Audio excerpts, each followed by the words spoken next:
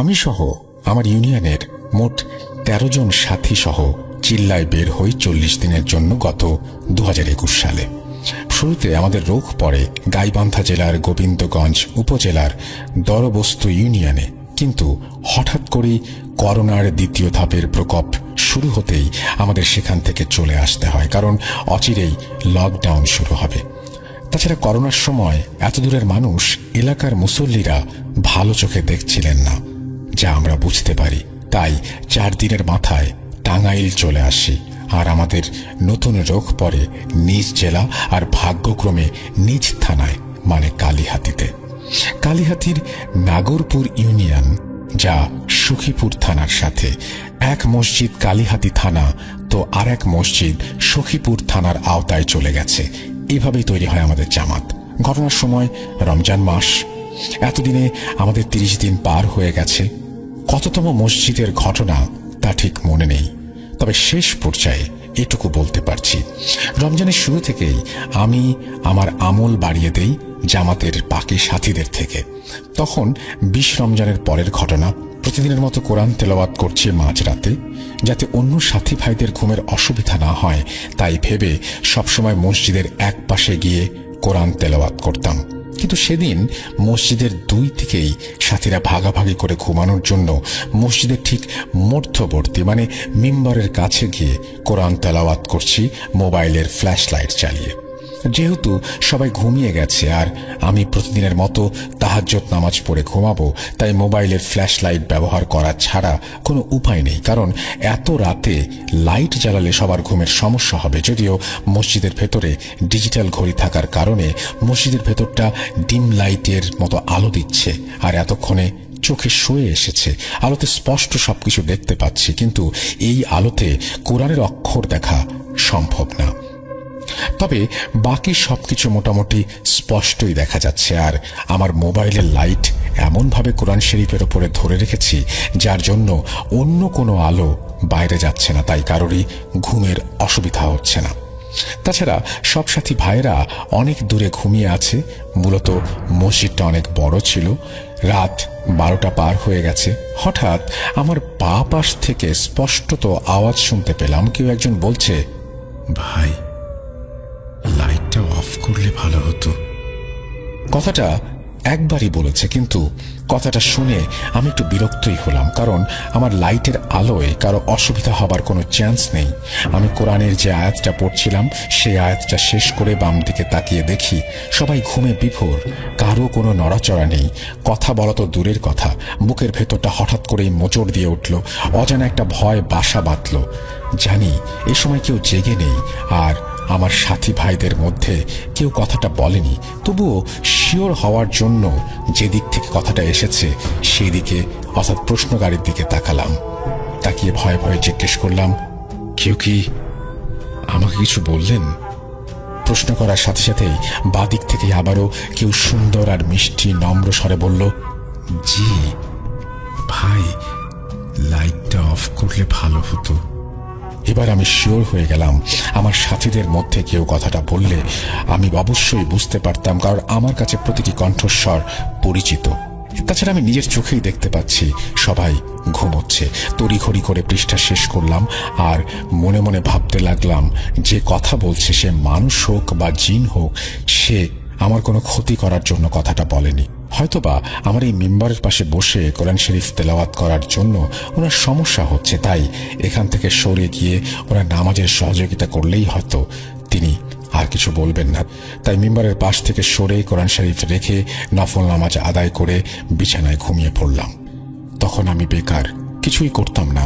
আমার স্ত্রী তখন ক্লাস 9-এ পড়তো। বলতে পারেন আমাদের সম্পর্কের বিয়ে ছিল, আর তাই আমার পরিবার থেকে কখনো মেনে নেয়নি। দুইটা কারণ ছিল মেনে না নেয়ার। প্রথমত, আমার স্ত্রীর গায়ের রং ছিল কালো, আর তাছাড়াও আমাদের বয়সের গ্যাপটা ছিল কম, তাই আমার পরিবার থেকে মেনে নেয়নি। আমি আমার স্ত্রীকে অনেক ভালোবাসতাম, তাই নিজেরাই বিয়ে করতে বাধ্য হই। আমি বিয়ে করার পর আমি আমার স্ত্রীকে ঢাকার নারায়ণগঞ্জে কাঁচপুর আমার বড় আপার বাসায় নিয়ে আসি। আমরা 7 ভাই বোন, আমি মেজো। আমার বড় আপা তখন মাত্র তার বিয়ে হয়েছে আর আমার বড় আপা আমাকে খুব ভালোবাসতেন। আমার বড় ভাই মানে আমার থেকে বড় আপার ছোট যে, সে এখনো বিয়ে করেনি, তার আগেই আমি বিয়ে করে ফেলেছি। তাই বাড়ি থেকে সবাই আমার দুলাভাইকে বলল আমাকে যেন জায়গা না দেয়। কিন্তু আমার বড় আপা, আমি আগেই বলেছি যে আমাকে খুব ভালোবাসতো, সে আমাকে ফেরাতে পারেনি। আমি আমার বড় আপার বাড়িতে থাকি, আমার স্ত্রীকে নিয়ে 2-4 দিন এভাবেই কেটে গেল। পরে আমার দুলাভাই আমাকে একটা চাকরি দিল, একটা জুট মিলে, নামটা ছিল তাজ জুট মিল। এভাবেই আমি চাকরি শুরু করলাম। আস্তে আস্তে কেটে গেল 6 মাস। হঠাৎ আমার সাথে পরিচয় হলো আমার মেকানিক্যাল ডিপার্টমেন্টের এক ভাইয়ের সাথে। সেই ভাই জানতো কুফরি কালাম, যাকে বলা যায় কালো জাদু। তখন ওই ভাই আমাকে বলল, শরীফ, তুমি তো জানো আমার পরিবার থেকেও আমাকে মেনে নিতে চাইতো না। তখন আমি একজনের কাছ থেকে এই কুফরি কালাম শিখেছিলাম এবং পরিবারের ওপর জাদু করে আমি আমার বাড়িতে উঠেছি।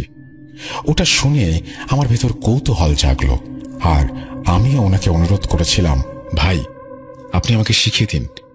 পরে উনি একটা সময় রাজি হলেন আর বললেন, ঠিক আছে, আমাদের যখন ডিউটি হবে তখন তোমাকে শিখিয়ে দেব। আর অন্যদিকে আমার আম্মা করলেন আমার উপরে কালো জাদু, যেন আমি বাড়ি ফিরে যাই আর আমি যেন তাদের সাথে যোগাযোগ করি। হঠাৎ একদিন আপা বলল, আম্মা ফোন দিয়েছিল তোর দুলাভাইয়ের কাছে। বাসায় ফোন ছিল না, দুলাভাই একটা প্রাইভেট কোম্পানিতে চাকরি করতেন, ওনার সাথে ফোনে যোগাযোগ করা সম্ভব ছিল, আম্মা তাই করেছেন। তো আপা আমাকে আর আমার স্ত্রীকে নিয়ে বাড়িতে গেলে সবাই খুশি হয় আমাদেরকে দেখে, কিন্তু জানতাম না আমার জীবনে কি ঘটতে চলেছে। আমি মোটামুটি কিছুটা শিখেছিলাম কালো জাদু, আর মাঝে মধ্যে নিজেও কিছু করার চেষ্টা করতাম। এভাবেই কেটে যাচ্ছিল আমাদের দিনগুলো। হঠাৎ আমার একটা কন্যা সন্তান জন্ম নেয়। আমার ঘর আলো করে জন্ম নিল সে। তার চেহারা এত সুন্দর ছিল, মাশাআল্লাহ, মনে হতো জান্নাত থেকে একটি বাচ্চা নেমে এসেছে আমার কোলে। তার বয়স ছিল 7 দিন। আর এরই মাঝে আমার আম্মা আমাকে মাঝে মধ্যে তেল পড়া মাথায় ডলে দিতেন, মাঝে মধ্যে পানি পড়া লবণ পড়া দিয়ে খাইয়ে দিতেন, ছলে বলে কৌশলে নানাভাবে, যাতে আমি আমার স্ত্রী সন্তানকে তার বাবার বাড়িতে রেখে আসি, যাতে আমাদের সম্পর্ক আর না থাকে। আমি যেন পছন্দ করে, অর্থাৎ আমার পরিবারের পছন্দে অন্য কাউকে বিয়ে করি। কিন্তু কোনো কাজেই ওনার সফলতা আসছিল না। আম্মার কাজগুলো আমি ধরে ফেলতাম, কারণ আমি তখন কালো জাদু শিখে গিয়েছি। আর তখনই ঘটল এক অভিশপ্তময় ঘটনা। আমার বাবা একজন হোমিও ডাক্তার ছিলেন। আমার বাবা অনেক মানুষকে চিকিৎসা করে ভালো করেছেন, তাই মাঝে মধ্যে আমার দোকানে বসতে হতো, আর আমি বসতাম, কিন্তু আমার বাবার ঔষধের দ্বারাই কাউকে ভালো করতাম না। আমি আমার কালো জাদু দিয়ে মানুষের রোগবালাই দূর করতে শুরু করলাম। আর এরই মধ্যে কিছু ব্যক্তি জেনে ফেলল আমি কালো জাদু জানি। আমার আম্মা খুব বিরক্ত হয়ে যাচ্ছিল যে তার কোনো কাজই সফলতা পাচ্ছে না কেন। আম্মা জানতে পারলো যে ওনার করা কালো জাদু আমার করা কালো জাদুর কাছে হেরে যাচ্ছে, তাই উনি আরো চেষ্টা করলো শক্তিশালী কোনো কিছু করার। আর এদিকে হঠাৎ করে আসলো আমার কাছে একজন ব্যক্তি, এসে বলল, ভাই শুনেছি তুমি নাকি কালো জাদু পারো। আমার মেয়ে চলে গেছে পাশের গ্রামের একটা ছেলের সাথে, আমি চাই আমার মেয়ে যেন সেই ছেলেকে ভুলে আমার কাছে চলে আসে। তুমি একটু উপকার করো ভাই, তোমারও তো মেয়ে আছে, আগামীতে তোমার মেয়েও যদি এমন কিছু করে বসে তখন তুমি কি করবা? একটু চিন্তা করে দেখো, উপকার করো ভাই। লোকটির কথা শুনে আমার খুব মায়া লাগলো, তাই আমি আমার নিজের কথা চিন্তা করে দেখলাম যে এটা ভুল। আজ সেই মেয়েটা তাকে ভালোবাসে বিধায় তার কাছে গেছে, যেমন আমার স্ত্রী আমার কাছে এসেছিল জীবনের সব কিছু ত্যাগ করে। কিন্তু কি করব, মায়াও লাগছিল লোকটির কান্না দেখে, আবার রাগও হচ্ছিল। তাই মনে মনে ঠিক করলাম যে এমন কিছু করি যাতে মেয়েটাও বাবার কাছে ফিরে আসে আর বাবাও যেন স্বামীকে মেনে নেয়। তাই লোকটাকে বললাম, ঠিক আছে ভাইজান, আপনি 1 সপ্তাহ পরে আসবেন। তাই বলে লোকটাকে বিদায় করে দিলাম। পরে গোপনে গোপনে আমি আমার কাজ সম্পূর্ণ করলাম। আর এদিকে আমার মা আমার স্ত্রী ও কন্যাকে তার বাবার বাড়ি পাঠানোর জন্য উঠে পড়ে লেগে গেল, আর এমন জাদু করতে লাগলো যে আমার ফুলের মতো নিষ্পাপ শিশুটি দিন দিন কেমন যেন হয়ে উঠছিল। মাত্র 1.5 মাস বয়স আমার মেয়েটার হঠাৎ করে এত কান্নাকাটি করত আর অতিরিক্ত খাবার খেত, ওর সব সময় ক্ষুধা লাগতো। তাই আমার স্ত্রী চালের গুঁড়া করে খাওয়াতো। হঠাৎ একদিন আমার মেয়েটা ঘুমিয়েছিল, ঘুমের মধ্যে তার বুকের ওপর দিয়ে মাঝে মধ্যে বিড়াল আকৃতির ছায়া যাতায়াত করত। একদিন এমনই দুপুরবেলা ঘুমাচ্ছিল, আমার স্ত্রী বাইরে কাজ করছিল। তখন আমার স্ত্রী শুনতে পায় মেয়ের ঘর থেকে বিড়ালের ডাক আসছে। তাই আমার স্ত্রী দৌড়ে গিয়ে বিড়াল তাড়ানোর উদ্দেশ্যে একটা লাঠি হাতে নিয়ে তার রুমের দিকে এগোতে লাগলো। গিয়ে যা দেখে তা দেখার জন্য সে মোটেও প্রস্তুত ছিল না। সে দেখে আমার মেয়ের বুকের ওপর একটা বিড়াল বসে আছে এবং তার দিকে ভয়ঙ্কর দৃষ্টিতে তাকিয়ে আছে। আর আমার মেয়ে খুব জোরে জোরে হাসছে। দৌড়ে গিয়ে আমি বিড়ালটাকে একটা বাড়ি দিয়ে ফেলে দিই, আর বিড়ালটা ওই জায়গাতেই মারা যায়। আমার স্ত্রী তখন এই কথাগুলো দৌড়ে এসে আমার শাশুড়ি মানে আমার স্ত্রীর মাকে বলল। তখন হঠাৎ করে আমার মেয়ে খুব জোরে জোরে কান্নাকাটি করে উঠল, আর ওই যে কান্নাকাটি শুরু করলো সে কান্না আর বন্ধ হলো না। পরে আমি অনেক হুজুর কবিরাজ দেখিয়েও ব্যর্থ হয়ে গেলাম। তখন সেই ব্যক্তি এসে আমার কাছ থেকে তার মেয়ের জন্য করা কাজ জানতে চাইল। পরে আমি তাকে আমার বানানো কিছু তাবিজ দিয়ে বললাম, এই তাবিজটা ধুয়ে 7 দিন যে করে হোক তোমার মেয়েকে পান করাবে, আর ওই পানি তোমার জামাইকেও খাওয়াবে, সাথে তুমিও খাবে। আমাকে সেই লোকটি বলল, এগুলো করলে তো তাদেরকে আমার বাড়িতে আনতে হবে। হ্যাঁ, তুমি তাদেরকে তোমার বাড়িতে নিয়ে আসো, আর 2-1 দিনের জন্য একটু মানিয়ে নাও, পরে তো তোমারই লাভ। আমার কথা শুনে লোকটি বলল, ঠিক আছে। তাই বলে লোকটি চলে গেল। হঠাৎ একদিন খবর এলো যে ওই লোকটির মেয়ে মারা গেছে, কারণ তারা স্বামী স্ত্রী দুজন ঝগড়া করতে গিয়ে হঠাৎ করে মেয়েটি সিঁড়ি থেকে পড়ে মারা যায়। কারণ মেয়েটি ছিল গর্ভবতী। মেয়েটি তার বাবার কথায় বাবার বাড়ি এসেছিল।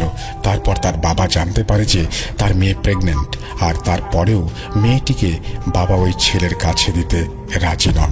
এগুলো জানতে পারায় মেয়েটা তার বাবার সাথে অনেক ঝগড়া করে, আর এগুলোতেই তাদের স্বামী স্ত্রীর ভেতর অনেক খুনসুটির সৃষ্টি হয়। আর এদিকে আমার মেয়েটাও হঠাৎ রাতের বেলায় মারা গেল, ছেড়ে চলে গেল। আমাদের ভালোবাসার স্মৃতিটা ধরে রাখতে পারলাম না, তাকে ধরে রাখতে পারলাম না। আমার ঘরটা কেমন যেন আঁধারে ভরে গেল। তার দাফন শেষ করে বাড়িতে ফিরে আসছিলাম, হঠাৎ এসে দেখি আমার স্ত্রী আমার উপরে ক্ষিপ্ত হয়ে আছে। পরে তাকে শান্ত করে জানতে চাইলাম, কি হয়েছে, তুমি আমার সাথে এরকম করছো কেন?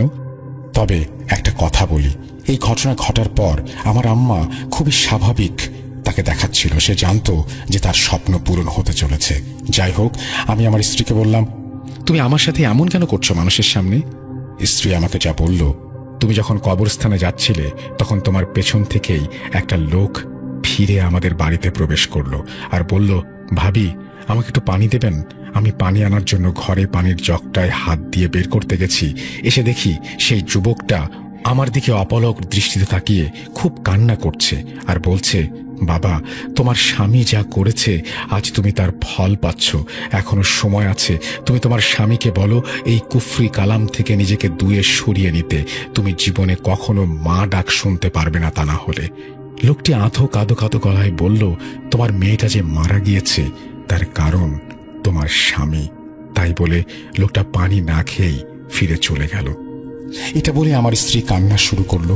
পরে আমি নিজেকে কিভাবে সান্ত্বনা দেব, আমি তো অস্থির হয়ে যাচ্ছি। লোকটি কেনই বা এগুলো বলল?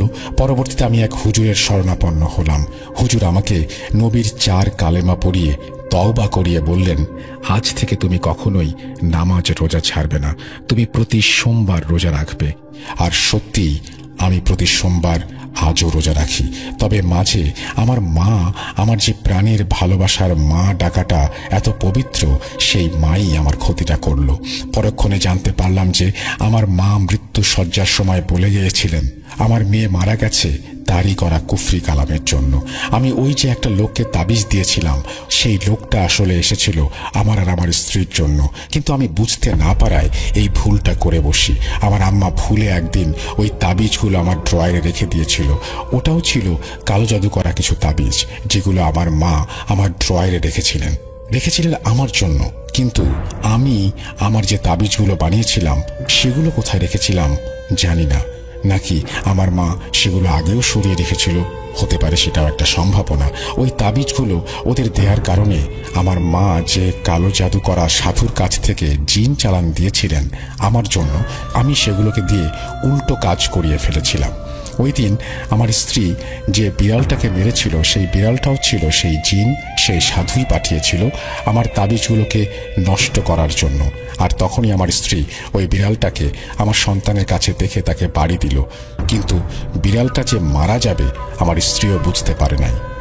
আর সেই কারণেই আজ আমার আম্মা যখন এই কথাগুলো আমাকে বলছিল তখন আমি সবকিছুই পরিষ্কারভাবে বুঝতে পারলাম, উল্টো জাদু করা হয়েছে। আমি সন্তান হারা হলাম, আর ওই ব্যক্তি হলো তার সন্তান হারা। আর তারপর থেকে আজ আমার দুটো কন্যা সন্তান হয়েছে, কিন্তু অবাক করা বিষয় হলো যে আমার সেই প্রথম কন্যা সন্তানের মতো আমার দ্বিতীয় কন্যা সন্তানটা ছিল দেখতে একই রকম। আমার দ্বিতীয় কন্যা সন্তান আজও সেদিন তাকে আমি বলতে পারি না যে আমার ছোট্ট একটা ভুলের কারণে দুইটা মায়ের কোল শূন্য হয়ে গেছে। অনেক রাতে বাজার থেকে বাড়িতে আসতে হতো, কারণ 1988 সাল, তখন রাত 8টা-9টা, মানে এখনকার মতো অর্ধেক রাত। আর তখন আমাদের গ্রামে বৃহস্পতিবার হাট হতো আর রবিবার সপ্তাহে 2 দিন হাট হতো। আমাদের অনেক বাঁশঝাড় ছিল গ্রামে, তাই অনেক ফসলাদি হতো। আমি প্রায় আমাদের ক্ষেত থেকে হোগলা কেটে ও বাঁশ কেটে বৃহস্পতিবার হাটে বিক্রি করতে যেতাম। ঠিক তেমনি একদিন ফলের সময় অনেক কাঁঠাল গাছ, আম গাছ, তাল গাছ হওয়ায় সেই বছর অনেক ফল হয়েছে। একবার আমার বড় ছেলে সেনাবাহিনীর চাকরি করত, সে কুমিল্লা ময়নামতি ক্যান্টনমেন্টে ছিল। তার একটি কন্যা সন্তান জন্ম হয়েছে, তাই শুনে খুব খুশি হলাম যে আমার নাতনি হয়েছে। ময়নামতি ক্যান্টনমেন্টে হওয়ার কারণে তার নাম রাখা হলো ময়না। তাই তাকে দেখতে যাব বলে ভাবলাম। ছেলেকে জানাবো না ভাবলাম, জানালে হয়তো ছেলে বলবে বাবা এটা ওটা এনো। আর এমনিতে আমি খুব কাজকে ভয় পেতাম। পৃথিবীতে আমার মতে আমি শুধু কাজকে ভয় পেতাম, অন্য কিছু নয়। ঠিক একদিন ফলের সময় কাঁঠাল আর কিছু বাঁশ নিয়ে হাটে গেলাম। বৃহস্পতিবার ছিল, হাটে কাঁঠালগুলো বিক্রি হয়ে গেল, বাঁশগুলো কিছুটা রয়ে গেল। তাই ভাবলাম যেগুলো বিক্রি হলো না এগুলো হাটেই থাক, রবিবারে হাটে বিক্রি করে দেব। তাই বলে বাঁশগুলো ইউনিয়ন অফিসের মধ্যে রেখে একটু টেনে রেখে আসলাম। আর তখন রাত প্রায় 8:30। হাটের সব মানুষ তখন যে যার মতো চলে গিয়েছে। আমার দেরি হলো, কারণ হাটের পাশে একটি গ্রাম এবং সেই গ্রামে আমার মেজো মেয়ের বাড়ি। মেজো মেয়ের ছেলে মেয়েদের জন্য কিছু মিষ্টি আর একটা বোয়াল মাছ কিনে নিলাম। হাঁটতে শুরু করলাম। মেয়ের বাড়ি বাজার থেকে 200 গজ দূরে। মেয়ের বাড়ি আসলাম, মেয়েকে বললাম বাবা তোর ছেলে মেয়েদের জন্য আমি মাছ আর মিষ্টি নিয়ে এসেছি, এগুলো রাখ। মেয়ে বলল না বাবা তুমি মিষ্টি দিয়ে যাও, তোমার নাতিরা খাবে, কিন্তু তুমি ওই বোয়াল মাছ রেখো না, কারণ বোয়াল মাছ আমি খাই না, তোমার নাতিরাও খায় না, তো রেখে কি করব। তাই শুনে মেয়ের কাছ থেকে মাছটা নিয়ে হাঁটা শুরু করলাম। তখন তো গাড়ি ঘোড়ার কোনো হদিশ ছিল না, রাত বাজে 9টা, এখনকার মতো তো আর না। তাই ভাবলাম তাড়াতাড়ি যাওয়া যাক, যেই ভাবা সেই কাজ। রাস্তা দিয়ে গেলে অনেক দেরি হবে, তাই ভাবলাম বিল আড়াআড়িভাবে হাঁটা শুরু করি। বিলের মধ্য দিয়ে গেলে অনেক সহজে বাড়ি পৌঁছানো যায়। জ্যোৎস্না রাত, ভাবলাম ভালোই হবে, তাই বলে কিছু বিড়ি কিনলাম আর কিছু নিমকি কিনলাম। আর আমার সেজো মেয়ে এবং ছোট মেয়ের জন্য এই খাবারগুলো কিনেছিলাম। এগুলো কিনে বিড়ি টানতে টানতে হাঁটা শুরু করলাম। হঠাৎ দেখলাম কেউ একজন হাঁটছে আমার ঠিক 10-15 হাত দূরে। আমি তাকে দেখতে শুরু করলাম। আমি তাকে ডাক দিলাম, ও ভাই কে, শুনছো, কোথায় যাবে? লোকটা আমার কথার কোনো গুরুত্ব না দিয়ে হেঁটেই চলে যাচ্ছে। আমি আবারও বললাম, ও ভাই কোথায় যাবা? তখন আমি আমার গ্রামের নাম ধরে লোকটাকে বললাম, তুমি কি ওই গ্রামের দিকে যাচ্ছ? দাঁড়াও আমিও যাব। তাই শুনে লোকটা দাঁড়ালো। তোর নাম কি? আমি বললাম, আমার নাম জরিফ মোল্লা, তোমার? হঠাৎ করে গম্ভীর শব্দে লোকটা বলল, আমার নাম দিয়ে কি হবে, তুমি চিনবা না, আমার বাড়ি অনেক দূরে, তাড়াতাড়ি হেঁটে আসো। আমি হাঁটা শুরু করলাম। মাঝে মধ্যে আমি কিছু প্রশ্ন করি তাকে, কোথায় গিয়েছিলে, কি করতে গিয়েছিলে? উত্তরে লোকটি বলে, পরে একদিন বলবো। আমি ভাবলাম লোকটা হয়তো কোনো কারণে চিন্তিত আছে, চিন্তার কারণে লোকটা কিছুই বলতে চাইছে না। তাই লোকটাকে একটা বিড়ি খেতে বলি। বললাম, ভাই নাও একটা বিড়ি খাও। তাই তাই বলে যখনই বিড়িটা দিতে হাত বাড়ালাম তখনই লোকটা আমার থাবা দিয়ে হাতটা ধরল। আর তখনই আমি অনুভব করলাম আমার হাতটা যে ধরেছে সে আসলে মানুষ না, কারণ আমার এইসব বিষয়ে অভিজ্ঞতা ছিল বেশি। সে আমার হাতটা থাবা দিয়ে ধরেই আমাকে একটা চড় মারল, এবং চড়টা এমন ছিল যেন বরফের একটা ধারালো টুকরা আমার মুখে এসে পড়ল। আর আমি তখনই বুঝতে শুরু করলাম, তুই অনেক কথা বলিস। তোকে বললাম চুপচাপ হাঁটতে, আর তুই পেঁচালি পারছিস আমার সাথে। শোন, তোর ব্যাগের ভেতরে ওই বোয়াল মাছটা আছে, ওটা আমাকে দে, নাহলে তোর কপালে খুব খারাপই আছে। তাই বলে ও আমার গলা টিপে ধরল, আর মনে হলো সে আমাকে 2-3 হাত ওপরে হাওয়ায় ভাসিয়ে রেখেছে। ভালো করে তাকাতে পারছিলাম না, তাই ওকে বলি, ঠিক আছে আমি দিচ্ছি, তবে একটা শর্ত আছে। আমি তো সব শর্তে রাজি। তাই বলে সে আমার গলাটা ছেড়ে দেয়, এবং ছাড়া মাত্রই আমি মাটিতে ঠাস করে পড়লাম।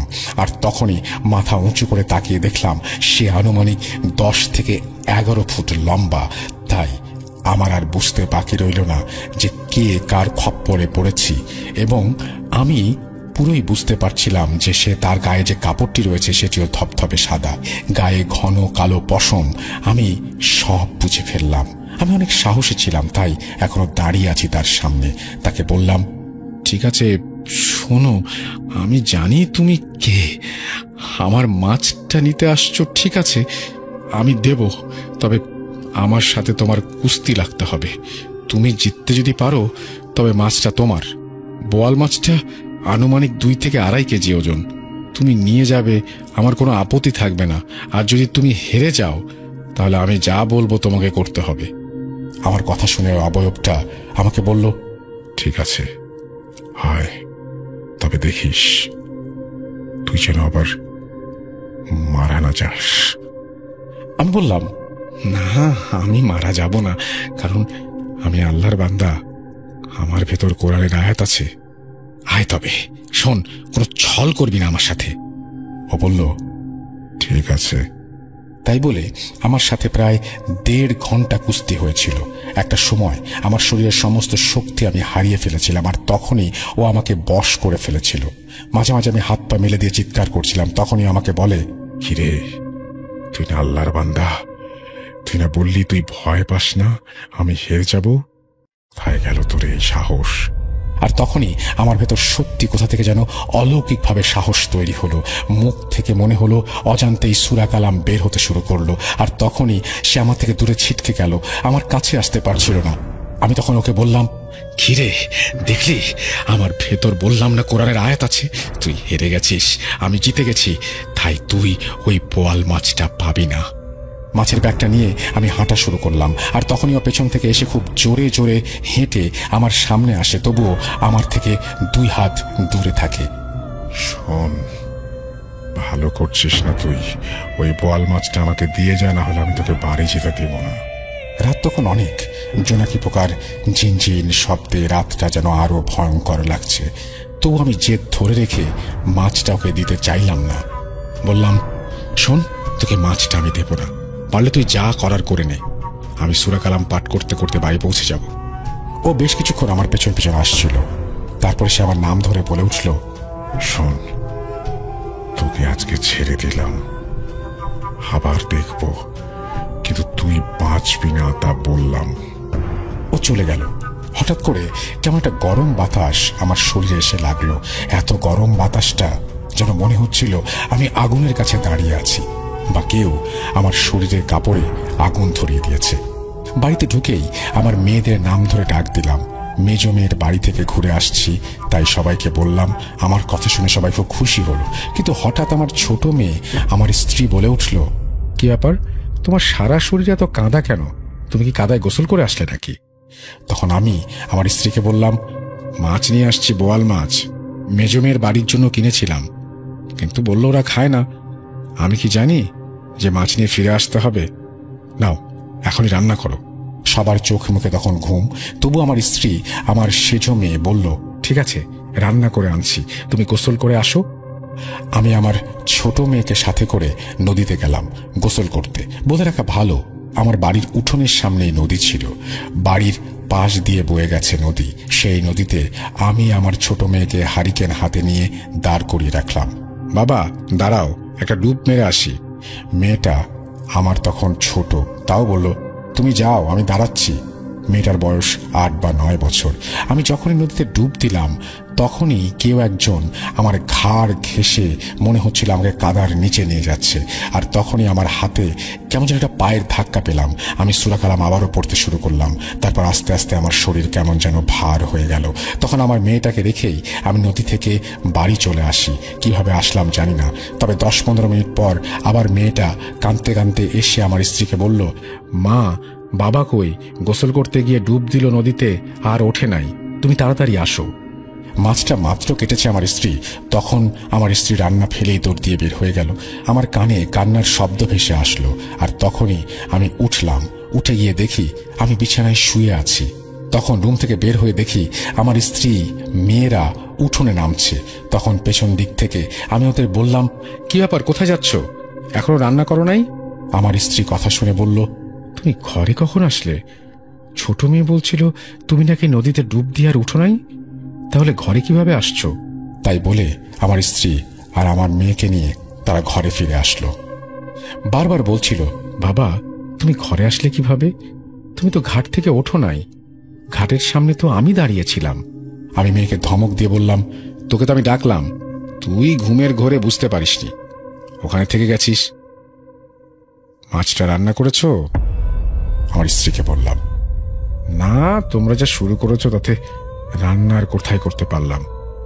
যখন এটা বলে আমার স্ত্রী ঘুরে আবার রান্নাঘরের দিকে যাচ্ছিল তখনই আমি ওর হাতটা ধরে গায়ের শক্তিতে ওকে একটা চর মারলাম। আমার জীবনে এত শক্তি দিয়ে আমি কোনোদিন মারিনি বা আমি কোনোদিন আমার স্ত্রীর গায়ে হাত তুলিনি। স্ত্রী সন্তানদের কারো প্রতি আমি কোনোদিন রাগ করিনি। স্ত্রী কাঁদতে কাঁদতে মাছটা নিয়ে ফেলে দিয়ে আসলো, বলল, এই মাছের জন্য আজকে তুমি আমাকে মারলে, ওই মাছ আমি তোমাকে খেতে দেব না।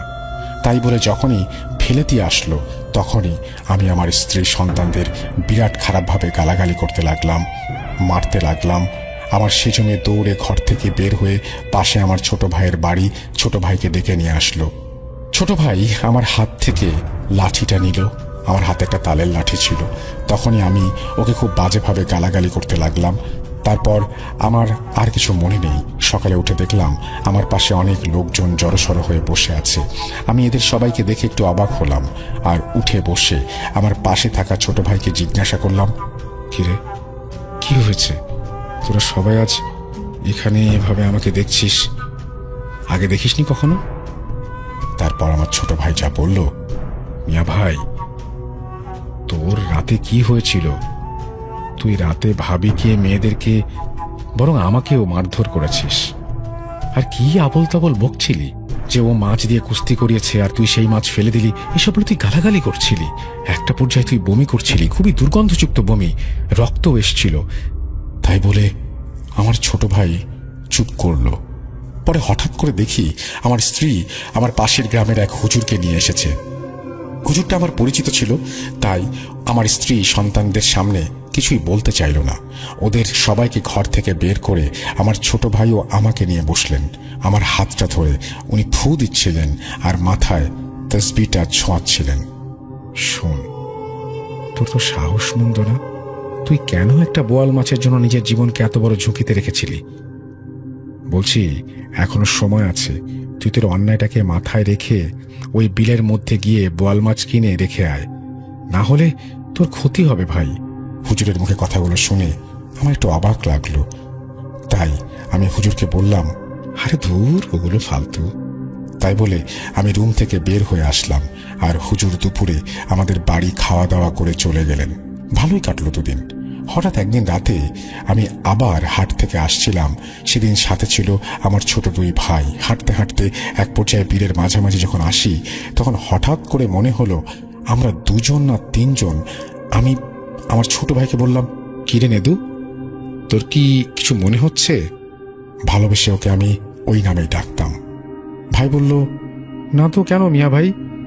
বলা মাত্রই পেছন থেকে একটা আগুনের গোলা আমার মাথার ওপর দিয়ে শোঁ করে পূর্ব দিক থেকে পশ্চিম দিকে চলে গেল। আর তখনই আমার ভাই ওটা দেখলো এবং আমার ছোট ভাইকে বললাম, কি ব্যাপারটা হলো বলতো?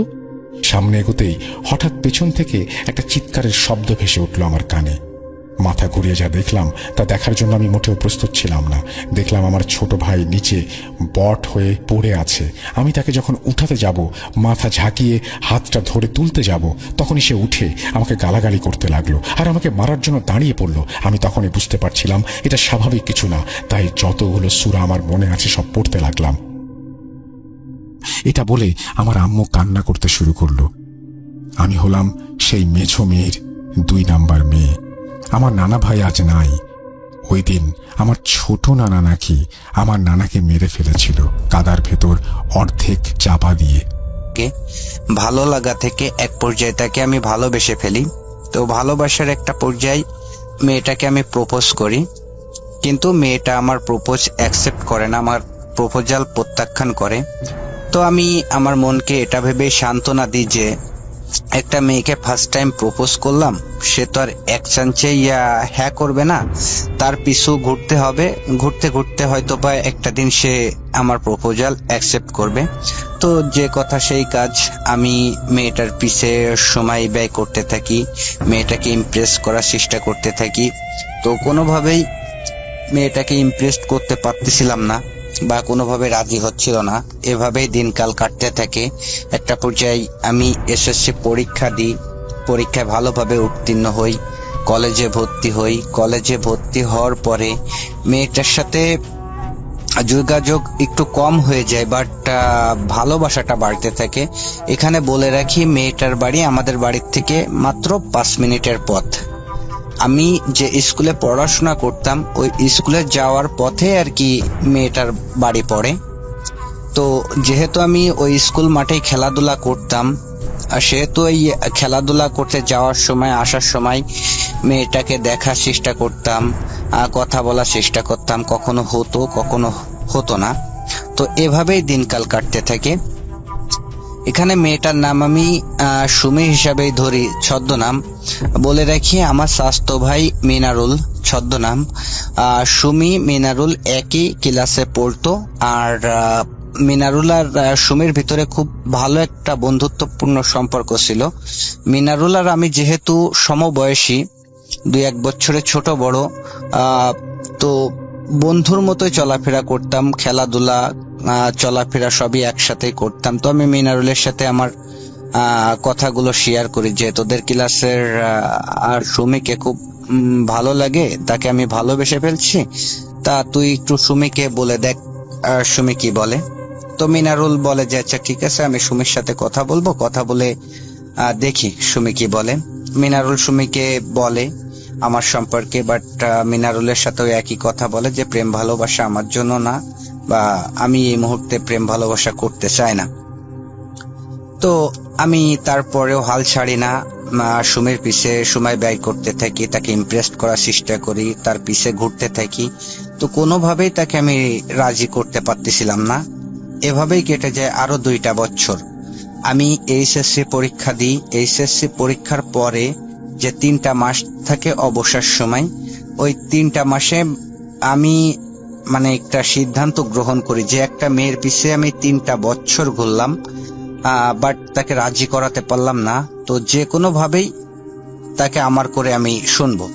মনের ভিতরে একটা জিদ চলে আসে, আর জিদের কারণে আমি সিদ্ধান্ত নিই যে আমি সুমির উপরে ব্ল্যাক ম্যাজিক করব। তো যে ভাবা সেই কাজ, আমি কবিরাজ খুঁজতে থাকি, 2-3 জায়গা থেকে ব্ল্যাক ম্যাজিক করি, কিন্তু কোনো ফল পাই না। তো যেহেতু 2-3 জায়গা থেকে ব্ল্যাক ম্যাজিক করছি, কোনো ফল পাই নাই, তো আরো কবিরাজ খুঁজতে থাকি। একটা পর্যায়ে আমি একটা কবিরাজের সন্ধান পাই আমাদের বাড়ির থেকে আনুমানিক 30-35 কিলো দূরে। তো আমি সেই কবিরাজের বাড়িতে যাই। যাওয়ার পরে আমি দেখি যে কবিরাজ দুপুরবেলায় খাওয়া দাওয়া করতেছে। তো আমাকে দেখে কবিরাজ জিজ্ঞাসা করে, বাবা তুমি কে, কোথা থেকে আসছো, কেন আসছো? তো আমি কবিরাজকে বলি আপনি খাওয়া দাওয়া শেষ করেন, খাওয়া দাওয়া শেষ করার পরে আমি আপনার সাথে কথা বলবো। কবিরাজ আমাকে বলে যে আচ্ছা ঠিক আছে, তুমি বারান্দায় বসো, আমি খাওয়া দাওয়া শেষ করে আসি। তো আমি বারান্দায় বসি, বসার পরে কবিরাজ আসে, আসার পরে আমার কাছে জিজ্ঞাসা করে যে আমি কেন আসছি। তো আমি কবিরাজের সাথে সব কথা খুলে বলি যে আমি একটা মেয়েকে ভালোবাসি, আজ 3টা বছর ধরে তার পিছু পিছু ঘুরতেছি, বাট তাকে আমি কোনোভাবে রাজি করাতে পারিনি। তো আপনি কবিরাজি বিদ্যার মাধ্যমে কোনো কিছু করতে পারবেন কিনা? তো কবিরাজ আমাকে বলে যে হ্যাঁ আমি পারবো, তবে আমাকে কিছু জিনিস জোগাড় করে দিতে হবে। তো আমি বলি যে কি জিনিস জোগাড় করে দিতে হবে? তো কবিরাজ বলে যে জিনিসগুলো জোগাড় করে দেওয়ার পরে আমি যে প্রসেসিং গুলো তোমাকে বলবো, সেই প্রসেসিং গুলো যদি তুমি 100% পূরণ করতে পারো তাহলেই আমার কবিরাজি বিদ্যা সফল হবে, আর যদি না করতে পারো তাহলে কোনো ফল পাবা না। তো আমি বলি যে আচ্ছা ঠিক আছে, কি জোগাড় করতে হবে? তখন কবিরাজ আমাকে বলে যে কিছু পরিমাণ সরিষা, মেথি, আর সরিষার তেল, আর 3টা ডিম। তো আমি কবিরাজের বলি যে আমি এটা এখনই তো বাজার থেকে কিনে আনতে পারবো।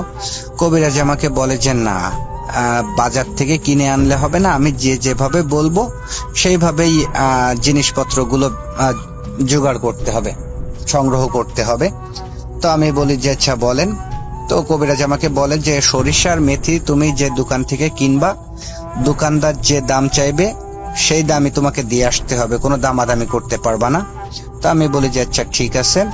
আর সরিষার তেল, এটা তোমাকে জোগাড় করতে হবে এমন ভাবে যে যেখানে সরিষা ভাঙ্গায় অর্থাৎ ঘানিতে সকাল বেলায় ফার্স্ট সিরিয়ালের যে লোকটা সরিষা ভাঙ্গানোর জন্য আসবে, আর ওই সরিষা ভাঙ্গানোর সময় প্রথম যে ফুটা তেল বের হবে, ওই প্রথম ফোঁটা তেল তোমাকে সংগ্রহ করতে হবে, আর সঙ্গে আরো কিছু তেল তুমি মিশাই নিয়ে আসবা।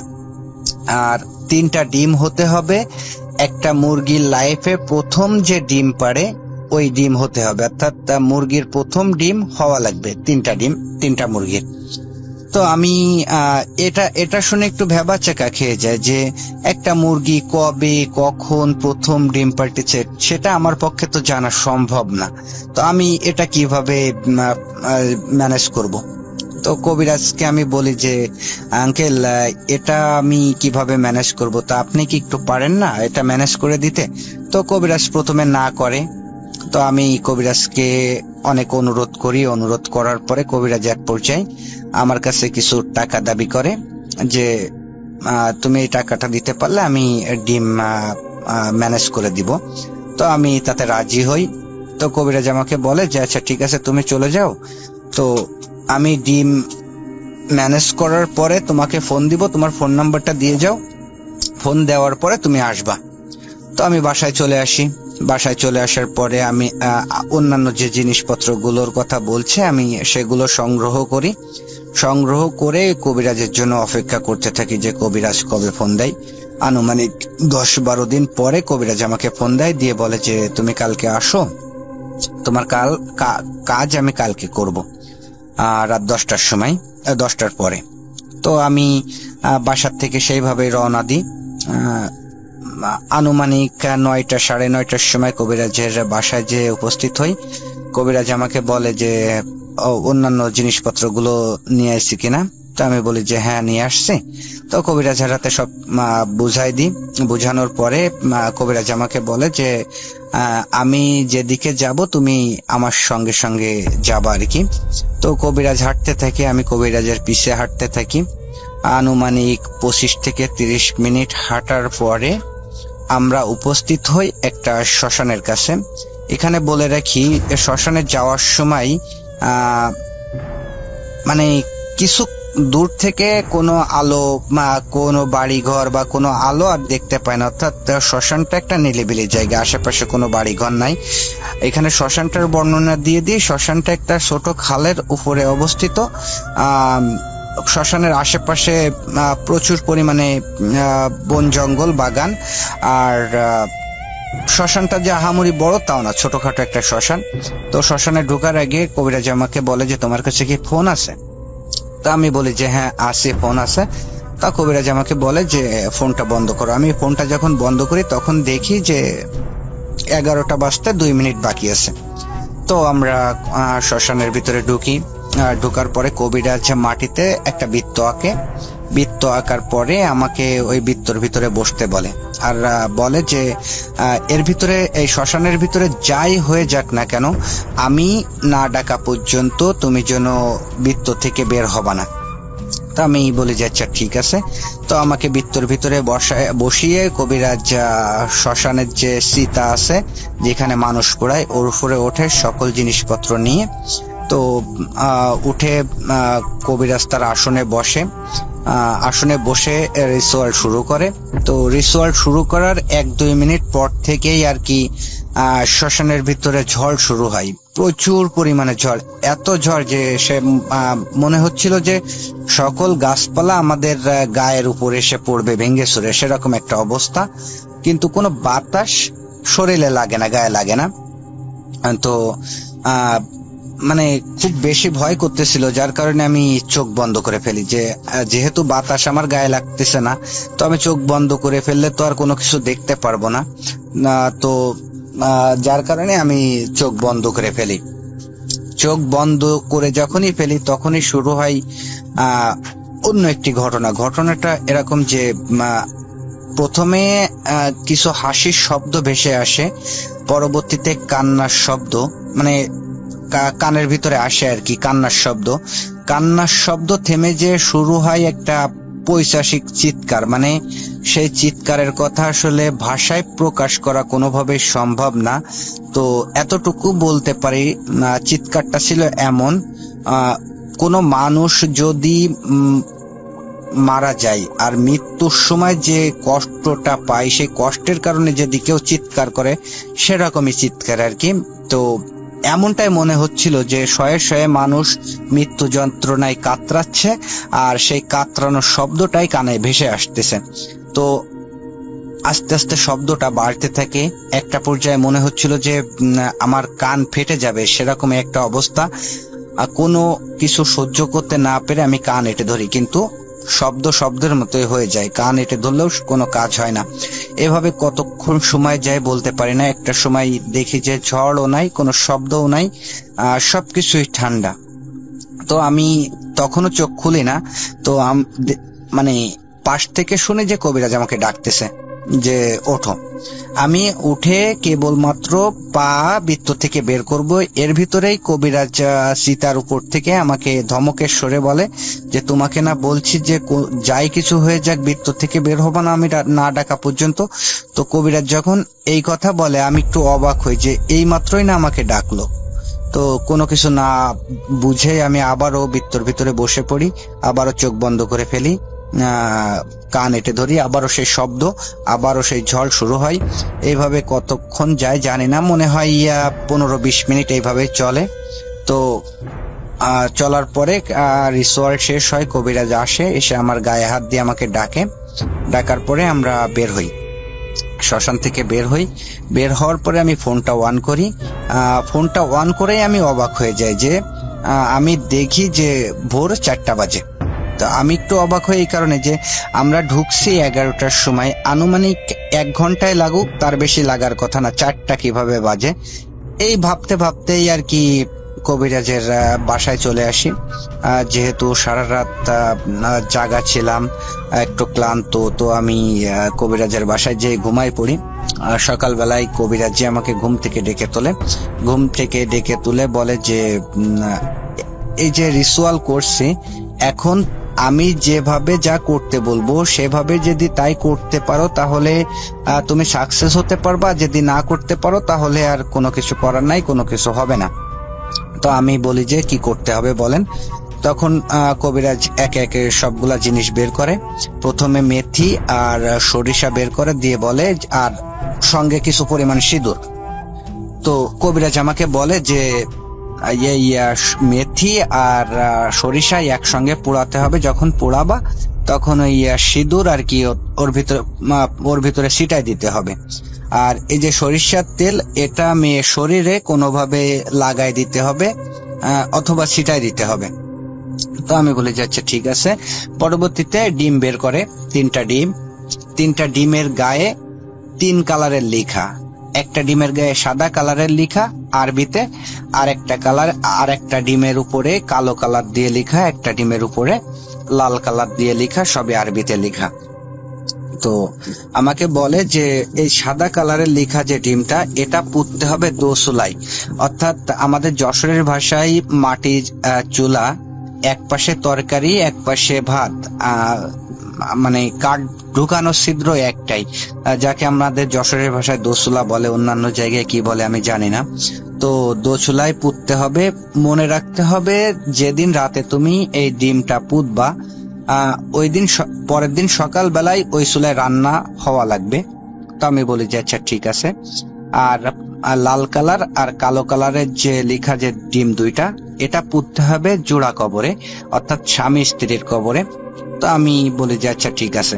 তো কবিরাজ এখানে বলে যে এই ডিম পুঁতা আর সরিষা পোড়ানো এটা একই রাতে করতে হবে, আর মনে রাখতে হবে রাত 12টার পরে 4টার ভিতরে করতে হবে, অর্থাৎ 12টার আগেও করা যাবে না, 4টার পরেও করা যাবে না। তো আমি সবকিছু বুঝে নিয়ে কবিরাজের কাছ থেকে বিদায় হয়ে বাড়ি চলে আসি। বাড়ি চলে এসে ভাবতে থাকি যে এখন কিভাবে কি করা যায়। আমার অতটাও সাহস ছিল না যে আমি একা একা কোনো কিছু করব। তো এখানে বলে রাখি, আমি কবিরাজের কাছে একটা প্রশ্ন করি যে আমি মানে একা একা কাজ করা যাবে কিনা বা অন্য কেউ করলে হবে কিনা। তো কবিরাজ আমাকে বলে যে একা একাই করতে হবে, কিন্তু অন্য যে কেউ করলে হবে। তো মনে রাখতে হবে যে সঙ্গে লোকও যাওয়া যাবে। মনে রাখতে হবে যে কবরে তোমরা ডিমটা পুঁতবা, ওই কবর থেকে এতটাই, মানে যে পুঁততে যাবে তার থেকে এতটাই দূরত্বে থাকতে হবে যে একে অপরের কেউ কাউকে যেন দেখতে না পায়। তো আমি বলি যে আচ্ছা ঠিক আছে। তো আমি বাসায় আসার পরে ভাবতে থাকি যে কি করব। তো একটা পর্যায়ে আমি মিনারুলের সাথে সব ঘটনা শেয়ার করি। তো মিনারুল আমাকে বলে যে আচ্ছা ঠিক আছে, কবে কি করবে আমাকে একটু জানাস, আমি তোর সঙ্গে থাকবো। এখানে বলে রাখি আমার ফুপুর বাড়ি আমাদের বাড়ির থেকে একটু দূরে। তো আমার ফুফাতো একটা ভাই আছে যার নাম হলো মামুন। আমরা 3 জন, মামুন, আমি আর মিনারুল, প্রায় সমবয়সী, চলাফেরা খেলাধুলা সব একসঙ্গে। তো আমি মামুনের সাথেও ঘটনাটা শেয়ার করি যে করছে এখন কি করা যায়। তো মামুনও আমাকে বলে যে আচ্ছা ঠিক আছে, আমিও থাকবো তোর সাথে। তো আমরা একটা দিন ঠিক করি যে অমুক দিন এই কাজটা করব। তো যেদিন করব এই দিন রাত্রেবেলায় সন্ধ্যা থেকে রাত 12টা বাজার অপেক্ষা করতে থাকি সবকিছু কমপ্লিট করে। তো 12টার সময় আর কি আমি ডিম পোতার জন্য দোসুলা খুঁজতে খুঁজতে ওই ফুফুদের বাড়ি পাই। মামুন আমাকে বলে যে আমাদের বাড়ি দোসুলা আছে, তো সকালবেলায় মা ওই জায়গায় রান্না করে, আর দোসুলায় রান্না করে। তো আমি যে মামুনদের বাড়ি যে দোসুলা আছে ওখানে ডিমটা পুঁতে রেখে আসি 12টার পরে। আর পরবর্তীতে খুঁজতে থাকি জোড়া কবর। তো বেশি খোঁজাখুঁজি লাগে না, প্রথম কবরটা পেয়ে যায় আমাদের মসজিদের সামনেই একটা জোড়া কবর, স্বামী স্ত্রীর কবর। তো মামুন বলে যে আমি ওই জায়গায় যাচ্ছি। যেহেতু মসজিদের সামনে আশেপাশে বাড়িঘর আছে, কোনো ভয়ের কোনো কিছু ছিল না। তো মামুন ওখানে যায় যে ডিমটা পুঁতে রেখে আসে কোনো সমস্যা ছাড়াই। আমরা বিভ্রান্তিতে পড়ি দ্বিতীয় কবরটা নিয়ে, অর্থাৎ দ্বিতীয় কবর খোঁজার ক্ষেত্রে। দ্বিতীয় কবরটা যখন আমরা খুঁজতে থাকি, তো জোড়া কবর আমরা পাচ্ছি অনেক জায়গায়, বাট এমন জায়গায় পাচ্ছি যেখানে যাওয়া আমাদের পক্ষে কোনোভাবেই সম্ভব না, কারণ যে জায়গায় পাচ্ছি খুব ভয়ের জায়গা। তো অনেক খোঁজাখুঁজির পরে একটা জোড়া কবর পাই আমাদের বাড়ির পাশেই আর কি, মানে একটু দূরে একটা জোড়া কবর। তার আশেপাশে কিছু বাড়িঘর আছে, যে বাড়িঘরগুলো আছে তাদেরই পারিবারিক কবরস্থান। তো কবরের স্থানের পাশে যেহেতু বাড়িঘর, মানে খুব বেশি যে ভয়ের জায়গা তাও কিন্তু না, আবার ভয় নাই সেটা বললেও ভুল হবে। তো যাই হোক, আমরা ওটাই পুঁতার সিদ্ধান্ত গ্রহণ করি যে ওই জায়গায় যেহেতু আশেপাশে বাড়িঘর আছে, তো ওই জায়গায় পুঁতবো।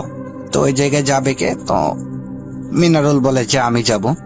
তো মিনারুল চলে যাই। যাওয়ার পরে মিনারুলও কোনো সমস্যা ছাড়া ডিমটা পুঁতে চলে আসে। তা আমরা মহা খুশি। আর বাদ বাকি যে কাজগুলো সেটাও কোনো সমস্যা ছাড়াই হয়ে যায়। তো আমরা মহা খুশি যে যাই হোক সব কাজই কোনো সমস্যা ছাড়া হয়ে গেছে। তো আমরা সুমির রেসপন্সের জন্য অপেক্ষা করতে থাকি যে সুমির রিয়াকশনটা কি আসে। তো আল্লাহর রহমতে 1 সপ্তাহের ভিতরে সুমি আমার প্রতি দুর্বল হতে থাকে। একটা পর্যায়ে সুমি আমার প্রপোজাল অ্যাকসেপ্ট করে, আমাকে ভালোবাসতে শুরু করে। তো খুব সুন্দরভাবে দিনকাল কাটতেছিল, কোনো সমস্যা ছাড়া খুব ভালোভাবে দিনকাল কাটতেছিল। একটা সময় সুমির ফ্যামিলির থেকে সুমিকে বিয়ে দেওয়ার জন্য পাত্র দেখতে থাকে। তো সুমি আমাকে ফোন দিয়ে জানাই যে বিপ্লব, আমার জন্য তো ছেলে দেখতেছে, তো এখন আমি কি করব। তো আমি সুমিকে বলি তাহলে চলো একটা কাজ করে আমরা বিয়ে করে ফেলি। তো সুমি আমার কথায় রাজি হয়ে যায়। তো আমি, মামুন, মিনারুল আর সুমির একটা দুলাভাই মিলে কোড ম্যারেজ করে ফেলি। তো কোড ম্যারেজ করার পরে সুমির মতো সুমির বাসায়, আমি আমার মতো পড়াশুনো করতে থাকি। এভাবেই দিনকাল কাটতে থাকে কোনো সমস্যা ছাড়া। সমস্যা শুরু হয় বিয়ের মাসখানেক পরের থেকে। সমস্যাটা হয় হঠাৎ করে একদিন মামুন আমাকে বলে যে ভাই, গতকাল রাতে আমি একটা স্বপ্ন দেখলাম। স্বপ্নের কোনো আগামাথা বুঝলাম না, কেন দেখলাম সেটাও জানি না। তো আমি মামুনকে বলি যে কি স্বপ্ন দেখছিস। তো মামুন আমাকে বলে যে এরকম স্বপ্নে দেখতেছি যে একটা কালো অবয়ব আমার সামনে আসছে। সামনে আসার পরে আমাকে বলতেছে যে তোরা যে কাজটা করছিস আদৌ ভালো কাজ করিসনি, এর জন্য তোদের ফল ভোগ করতে হবে, তোদের মরতে হবে। এ কথা বলে অট্ট হাসি দিয়ে আমার সামনের থেকে চলে যায়, আমার ঘুম ভেঙে যায়। তো আমি মামুনকে বলি যে তুই যে স্বপ্ন দেখছিস এটা হয়তো বা দুঃস্বপ্ন। তো মামুনও আমার কথা সায় দিয়ে আর কি মেনে নেয় যে হতে পারে। তো ওই দিন বিকাল বেলায় মিনারুলও আমার সাথে একই কথা বলে যে ভাই, আমি একটা স্বপ্ন দেখছি, তো কেন দেখছি, কি কারণে দেখছি তা জানি না। তো আমি মিনারুলকেও বলি যে কি স্বপ্ন। মিনারুলও আমার সাথে সেম কথাটাই বলে যে এরকম স্বপ্নটা হলো মানে আমি ঘুমানোর পরে আমার সামনে একটা কালো অবয়ব আসছে। কালো অবয়ব আসার পরে সে আমাকে বলতেছে তোরা যে কাজটা করছিস আদৌ ভালো কাজ করিসনি, এর ফল তোদের ভোগ করতে হবে, তোদের মরতে হবে। এই বলেই অবয়বটা অট্ট হাসিতে ফেটে পড়ে। যখনই হাসতে থাকে তখনই আমার ঘুম ভেঙে যায়। তো এটা শোনার পরে আর কি আমি একটু ভাবতে থাকি যে কেন হলো মিনারুল আর মামুনের সাথে। তো আমি কোনো কিছু বুঝতে পারতেছিলাম না। তো মিনারুলকেও আমি একই কথা বলি যে তুই দুঃস্বপ্ন দেখছিস। অনেকজন আসার পরে বললো যে সে এরকম প্রতিবন্ধী, এরকম টাইপের। তো সে আমি পড়ে যাওয়া দেখে সে একটা হাসি দিল। হাসি দেওয়ার পরে সে চলে গেল। তো আমাকে সবাই দৌড়াদৌড়ি করে বিছানায় শোয়াই দিল। শোয়াই দেওয়ার পরে কিছুক্ষণ বিশ্রাম নেওয়ার পরে আলহামদুলিল্লাহ আমি ঠিক হয়ে গেলাম। তো ঠিক হয়ে যাওয়ার পরে আমাদের এখানে একটা নীতি ছিল কি, মানে যার বাড়িতে যারা যাবে যে নারিকেল গাছ থাকলে ডাব পারবে, নারিকেল পারবে, বেঁকে মজা করবে, খাবে দাবে, এই আর কি। তো আমরা যাওয়ার পরে যথারীতি আমার এক স্বাস্থ্য ভাই গাছে উঠলো। গাছ উঠে যা নারিকেল ছিল, নারিকেল গাছে সব নারিকেল পেরে ফেলেছে ডাব। এই পারার পরে আমরা সবাই মজা করে খেলাম, অনেক দুষ্টামি করে। তো তারপরে এরকমই রইলো। তো দেখলাম যে ওই প্রতিবন্ধী ছেলেটা কেমন যেন আমার দিকে শুধু তাকিয়ে থাকে। আমি যেদিকে যাই সেখানে দেখি যে তাকে দেখা যাচ্ছে, লুকিয়ে তাকিয়ে থাকে, বিভিন্ন রকম ভাবে তাকিয়ে থাকে। তো আমার খুব ভয় লাগে। তো আমি একটা পর্যায়ে ভেবেছি, আর আমি এক ফুফাতো ভাইয়ের লাগে বেশি চলতাম। তো সেও মনে করেছে যে মনে তোকে ভয় দেখানোর জন্য এরকম করে, তুই ভয় পেয়েছিস সেজন্য তোকে ভয় দেখানোর জন্য এরকম করে। তো যাক, তখন আমি একটু একটু ভয় পাই, তাকে দেখলে একটু একটু ভয় পাই। তো আমরা দুপুরে আজান দিয়েছে, আজান দেওয়ার পরে সবাই গোসল করব। তো আমাদের এখানে আমরা তো ফুসকুনি গোসল করি। তো তাদের বড় ফুসকুনি ছিল, পুকুর ছিল। তো পুকুর থাকার পরে আমরা সবাই মিলে পুকুরে নামি, সবাই খেলাধুলা করি পুকুরের ভিতরে, একজন আরেকজনকে ধরি, ডুবে ডুবে পানির ভিতরে কে কাকে ধরতে পারে। তো হঠাৎ করে আমি দেখলাম যে আমি ঘটনা বলার আগে আমি পুকুরের বর্ণনাটা দিয়ে দিই। পুকুরের চারপাশে হলো আপনার সুপারি গাছ অ্যান্ড আপনার নারিকেল গাছ, তারপরে চতুর্পাশে 6টা আপনার তাল গাছ আর কিছু তুলা গাছ আছে মাঝে মাঝে। তো আমি হঠাৎ করে ডুব দিয়ে দিয়ে এক কিনারে চলে গেলাম, পুকুরের কিনারে, মানে নারিকেল তাল গাছের কিনারে যাওয়ার পরে আমি হঠাৎ করে চেয়ে দেখি যে ওই প্রতিবন্ধী টাইপের লোকটা তাল গাছের কিনারে লুকিয়ে আছে। লুকিয়ে থাকার পরে আমার দিকে দেখি চায় আর আসে। আমি ভয় পেয়ে গেছি, ভয় পেয়ে আমি উপরে উঠে গেছি। তাৎক্ষণিক আমার জ্বর উঠে গেল। জ্বর ওঠার পরে আমাকে বিকালে নিয়ে আসা হলো। আমরা মাইক্রো করে সবাই চলে আসলাম, এই জ্বর অবস্থায় চলে আসলাম। তো আসার পরে আমার গায়ে খুব জ্বর হওয়ার পর আমাকে বাজার থেকে ওষুধ আনলাম, ওষুধ এনে খেলাম দিলাম। রাত্রে ঘুমিয়ে গিয়েছি সবাই মিলে। আমি আব্বু আম্মুর সাথে সে সময় ঘুমাইতাম, আর আমার এক ছোট ভাই ছিল, সেও সবাই মিলে একসাথে ঘুমাতাম। তো ঘুমানোর পরে আমরা দেখলাম যে রাত্রে প্রায় 2টা থেকে 3টার দিকে ছাগল চিল্লাইতেছে। তো আমাদের এখানে তো গরু ছাগল পালা হয়, আমরা গ্রাম অঞ্চলের মানুষ, গরু ছাগল আমাদের এখানে পালা হয়। তো আমরা ভাবেছিলাম যে কার ঘর থেকে ছাগল ছুটে এসে পড়েছে, রশিদ থেকে মনে ছুটে গেছে, তো মনে হয় কার। তো আমরা যথারীতি জানালা খুলে আমার আম্মু আর আব্বু আমরা এরকম জেগে গেছি ছাগলের চিল্লানিতে। তো চেয়ে দেখি আপনার 4 থেকে 5টা ছাগল চিল্লাইতেছে শুধু আমাদের দিকে তাকিয়ে, একটানা চিল্লাইতেছে। পরে আমার আব্বু অনেক দূরালো, হুশ করলো, তো কাজ হচ্ছে না। তো আমার বাবা এক পর্যায়ে কি করলো, উঠে দরজা খুলে তাড়িয়ে দেওয়ার পরে দেখলো যে ছাগলগুলো চলে গেছে। চলে যাওয়ার পরে কিছুক্ষণ বাদে আবার চিল্লানি শুরু করে দিল এসে, এমন চিল্লাইতেছে। তো আমার বাবা আবার উঠে দরজা ঘুরে দেখে ছাগল আর নাই, হঠাৎ নাই, চোখের সামনে থেকে গায়েব। তো আমার বাবা আর কিছু মনে করেনি, স্বাভাবিকভাবে নিয়েছে। আমার বাবা মনে করছে যে দরজা খুলতে চলে গেছে, দৌড় দিয়েছে, সারা ছাগল ছিল তো দৌড় দিয়েছে মনে করছে। তো ঘটনাটা এখানে শেষ হলে ভালো হতো, কিন্তু এখানে শেষ হয়নি। সকালবেলা আমাকে মক্তবে দিবে। তো আমার একটা অভ্যাস ছিল কি, মক্তব কামাই করতাম, মক্তবে যেতে চাইতাম না। তো আমার মা মনে করেছে যে পোলা মানুষ শুয়ে আছে, মক্তবে যাবে না, সেই জন্য আমার মা আমাকে লাঠির ভয় থাকা, ইয়ার ভয় থাকা, ফিটাবো মক্তবে যা, এগুলো বলে।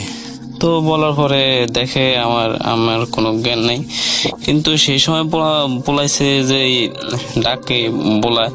তো আমারও ওরকম সেন্স আছে, মানে আমি কথা বলতে পারি না, মুখও খুলতে পারি না, চোখও মেলতে পারি না, পুরা শরীর প্যারালাইজ হয়ে গেছে। তো আমি কোন শরীর লাগাতে পারি না। তখন আমার মা আমাকে উঠিয়ে মনে করেছে যে আমি মুক্ত কামাই করবো, সেই জন্য উঠিয়ে আমাকে ফুসকুনি নিয়ে গেছে, হাঁটিয়ে ফুসকুনি নিয়ে মাথার উপরে পানি দিয়ে গোসল করা দেওয়া শুরু করছে তাকে। তবু আমি মুখ খুলি না, চোখও খুলি না। তখন আমার মা সন্দেহ হয়েছে। তো সন্দেহ হওয়ার পরে আমার মা চিল্লানি দিয়ে উঠলো। চিল্লানি দেওয়ার পরে আমাকে সবাই দৌড়াদৌড়ি করে আমার রুমে নেওয়া হলো, রুমে নিয়ে শোয়াই দেওয়া হলো। শোয়াই দেওয়ার পরে আমার চোখে মুখে ঝাড়ফু দেওয়া হলো, একজন খনকার এসেছিল। তো জারার পরও দেখে কোনো কিছু হয় না, আমার চোখে তেল দিয়েছে, আরো বিভিন্ন কিছু দিয়েছে, দেখে কাম হয় না। পরে তারপরে আবার আরেকজন এনে আপনার নারিকেলের খোসা দিয়ে আপনার মাটির পাতিলে করে ধূপ জ্বালিয়েছিল, বিভিন্ন কিছু দিয়ে, মানে আমাকে ঝাড়ফু, তারপরে তেল, এরপর চিনি খাওয়াই দিয়েছিল, তাকে কোনো পথে কাম হয় না। তো তখন একজন পরামর্শ দিল যে বড় একজন কবিরাজ লাগবে। তো আমাদের জানা মতো আমাদের বাড়ির পাশে 2 থেকে 3 কিলোমিটার দূরে একটা কবিরাজ আছে, বড় কবিরাজ। তো তাকে খবর দেওয়া হলো। খবর দেওয়ার পরে সে আসলো, এসে আমাকে কিছু ঝাড়ফু করলো, ফুটো দিয়ে দিল। দেওয়ার পরে আমি দেখতেছি যে আমার আস্তে আস্তে চোখ মুখ মেলা হচ্ছে।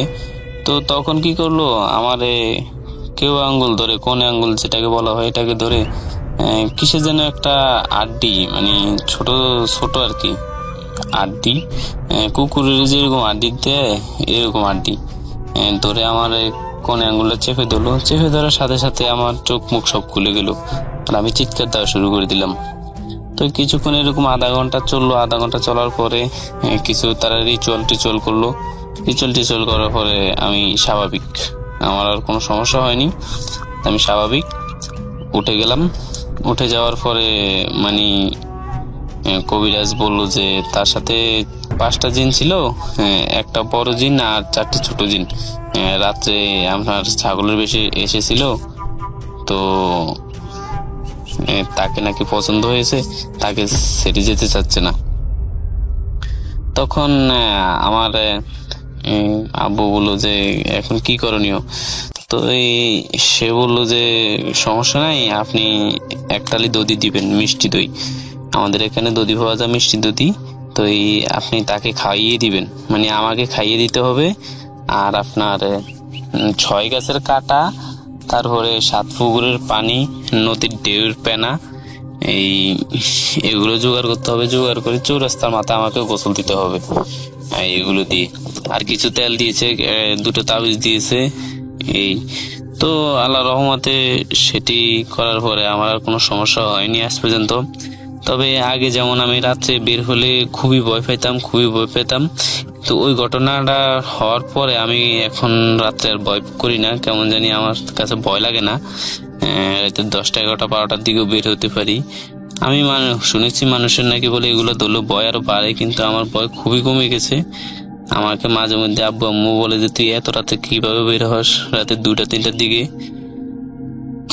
তখন একদিন ছিল শুক্রবার, আমি আমাদের বাড়ি থেকে খালাদের বাড়ি ছিল একটু দূরে, আর একটি অন্য গ্রামে। একটি গ্রামের পরে আমি গেলাম আমাদের খালার বাড়িতে। তখন আমার একটা খালাতো ভাই ছিল, আমার চাইতে বড়, সে হচ্ছিল দুষ্টু। আমি যখন খালার বাড়িতে যাই তখন তাদের আশেপাশে আমার মতো সমবয়স্ক যত ছেলে ছিল, বন্ধু বান্ধব, তারা সবাই চলে আসতো। তারা আমার মতোই ছিল, বিভিন্ন বনে জঙ্গলে গাছে কাঁচা আম পাড়া, জাম পাড়া, তাল গাছে, এমনকি তাল গাছে উঠে পড়তাম তাল পাড়ার জন্য, এবং সারা দিন ঘুরতাম ববখুরের মতো, পক্ষী শিকার করতাম, এবং পাখির ডিম আমরা পাখির বাসা থেকে নিয়ে আনতাম, পাখির কাছ থেকে পাখির ছানা চিনিয়ে নিয়ে আসতাম। এভাবে আমাদের ঘোরা ফেরা শেষ হতো না। আমাদের সকালের নাস্তা কিংবা দুপুরও মাঝে মধ্যে চলে যেত, বাড়ি ফিরতাম না।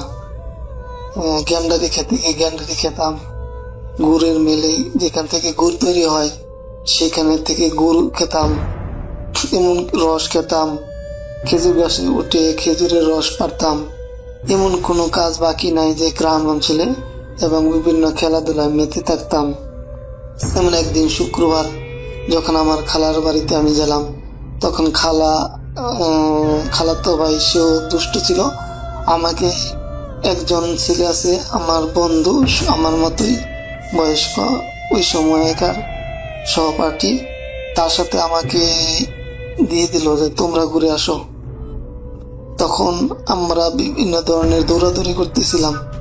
এক ধরনের খেলা ছিল যে কে কাকে ধরতে পারে। এভাবে আমরা ছুটলাম,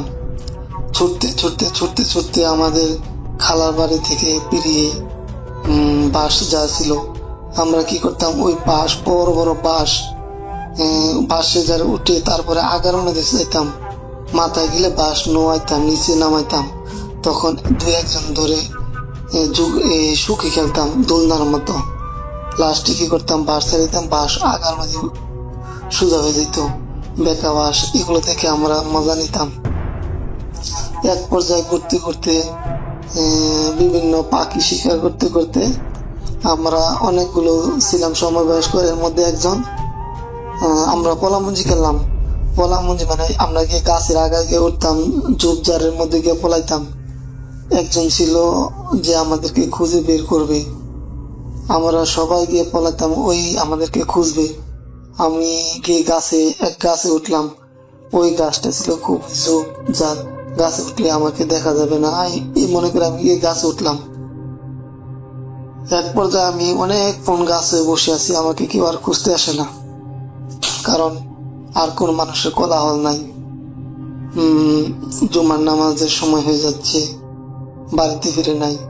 কোন সময় আসছে আমাকে আর কেউ খুঁজতেছে না, এই জন্য আমি গাছে থেকে নিচে নামলাম। নিচে নামার পর এক পর্যায়ে বাড়ির দিকে চলে গেলাম। তখন আমাদের খালার বাড়ি থেকে আগে ওই আমার সহপাঠী যারা আছে, বন্ধু বান্ধব, তাদের বাড়ির পাশে গিয়ে দেখি অনেক লোক। তখন আমি বললাম, অত মানুষকে এনো। তখন দেখি এর মধ্যে আমাদের এক সহপাঠী বন্ধু, সে ঘুমটি দিয়ে বসে আছে। তার ঠোঁটগুলো মোটা হয়ে আছে, চোখগুলো লাল, এরকম হয়ে গেছে, এরকম। সে আমাদেরকে কাউকে চিনে না, আর বড় বড় চোখ করে আমাদের দিকে তাকিয়ে আছে। মনে হইতেছে যে আমাদের প্রতি কত আক্রোশ জানি, আমাকে সবাইকে গলা টিপে মেরে ফেলবে, এরকম অবস্থা। তাকে সামালো যাচ্ছে না, মানুষের দৌড়ে লাগতেছে। কিছুক্ষণ আগে, মাত্র আধা ঘন্টা আগে আমাদের সাথে সে দৌড়াইতো, খেলতো। আমরা গুটি খেলছি, গুড়ি উড়াইছি, তারপরে পলামঞ্জে খেলতেছি একই সাথে। আমরা দুজনে একসাথে ঘুরতেছি, মাত্র আধা ঘন্টার ব্যবধান। এখন তার এই অবস্থা, সে আমাদেরকে চিনে না। একজন সে যেন কোন কি জানি তার উপরে বল করছে। অনেকে বলতেছে জিন, আমি তো ওই সময় জিন কি বুঝি না। যারা বয়োজ্যেষ্ঠ তারা বলতেছে তাকে নাকি জিনে ধরেছে। আমরা যখন ফলাইছি গাছের আগায়, তখন ওই খুঁজতে খুঁজতে কোথায় এক মসজিদ আছে আমাদের বাড়ি খালা বাড়ি এখানে হাইরোডের একটু বাজারের দিকে যাইতে একটি গাছ পড়ে, এবং গাছের একটা কালবাগ, এখানে নাকি জিন থাকে। সে ওই জায়গায় চলে গেছিল একা একা আমাদেরকে খুঁজতে। তখন এখান থেকে মানুষে তাকে ধরে নিয়েছে। তখন তার কোনো স্বাভাবিক সেন্স ছিল না, এবং অন্য একরকম তার মধ্যে কাজ করতেছিল, যে স্বাভাবিক মানুষের মতো না। তখন তাকে ধরে নিয়ে আসছে। মাত্র কিছুক্ষণ ব্যবধানে আমরা আমাদের সহপাঠীকে আর আমাদের মতো নাই, সে অন্যরকম হয়ে গেছে। সে কথা বলতে পারে না, নিজের নামও বলে না, সে কে সেটাও বলে না, খালি ঘুমরি এবং চোখ বড় বড় করে, তার ঠোঁটগুলো ফুলে গেছে, এবং সে কি মন জানি তার মুখ দিয়ে ফেঁকা বাড়ি দিচ্ছে, এই অবস্থা। তখন মসজিদ থেকে একজন হুজুরকে নিয়ে আসলো। হুজুর আইসা বললো যে একটু সরিষার তেল দেওয়ার জন্য। তখন সরিষার তেল দিল।